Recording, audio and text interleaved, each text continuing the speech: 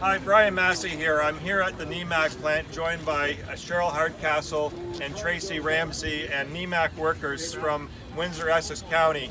And we're here to really focus on what's happening. This is not just a local story, this is a Canada story. That's right. Nemak is pulling out of all of Canada. And so the other day we wrote the Prime Minister to ask, what about the $3 million that he actually invested into this plant here?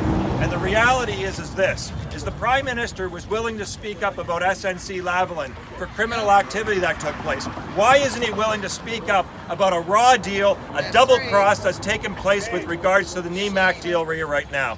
The Prime Minister needs to step up and explain that. In the letter, we outline the fact that the reality is they actually put money into the research and development. So not only are they just moving the jobs to Mexico from Canada, they're also moving the research and development that you as the taxpayer paid for. And Nemak is pulling up roots, again, not only just from this community, but all of Canada. This is a nationwide story about standing up for workers and holding accountability about your dollars and about the innovation that we take place. The workers and the families here should have been focused on back to school this week. Instead, they're out here fighting the line, doing the good deed that's necessary to protect them and their families and our community for further losses. So I ask you and I invite you to look at the letter that's on our website. Look at the workers that are around here. Show support for them and their fight here. This is not just them alone. We have right behind us this plant right over here, Nemak, which is literally a few hundred feet away from a multi-billion-dollar border crossing that we're building to protect auto jobs and protect manufacturing jobs, to protect agricultural jobs.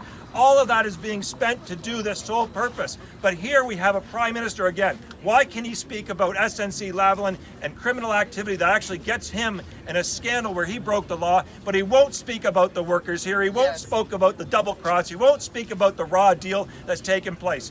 Please, support our workers here. They've done a lot for our community. They compromised to make this a successful plant for our future. They did the work that's necessary to develop the R&D for a successful product. They are the ones all along that have wanted to do one thing: come to work, contribute, pay taxes, build a strong community. They're not the fault. They're not the problem. The problem is our policies. Thank you very much.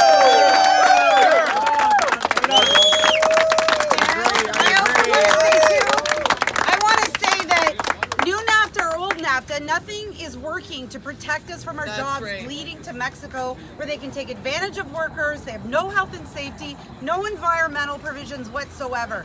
You know, we've been fighting. A lot of the people that work here used to work at Ford. They've been through this already. They've lost their job already. They've struggled. Some of them went back to school. They came over here when it became Nemak to continue working in our community with a commitment, and they gave up their wages. They took cuts. They made promises so that they could keep their jobs here. And when this company turns away work that it knows it could be taking, so that it can take advantage of people and pay them less money, whether it's in China or whether it's in Mexico, that's wrong.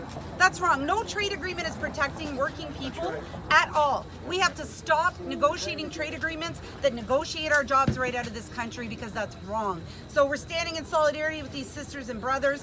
They've been through a lot already. Many of them have already left a job that they thought they were in for life. To come here again and go through this is devastating to them and their families. People, please come down here to Ojibwe, come and give some support and stand in solidarity with these sisters and brothers in their fight. Tracy,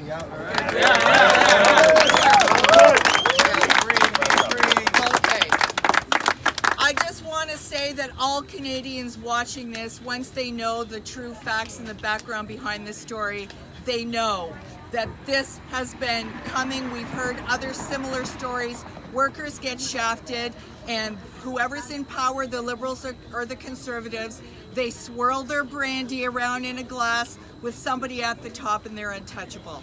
It's time for them to know we are going to hold them accountable. This is not sustainable. The country's capable of better, and our government is capable of doing better. They have to stand up for the real people who are the gears that turn this country. Thank you so much. Support Nemak workers.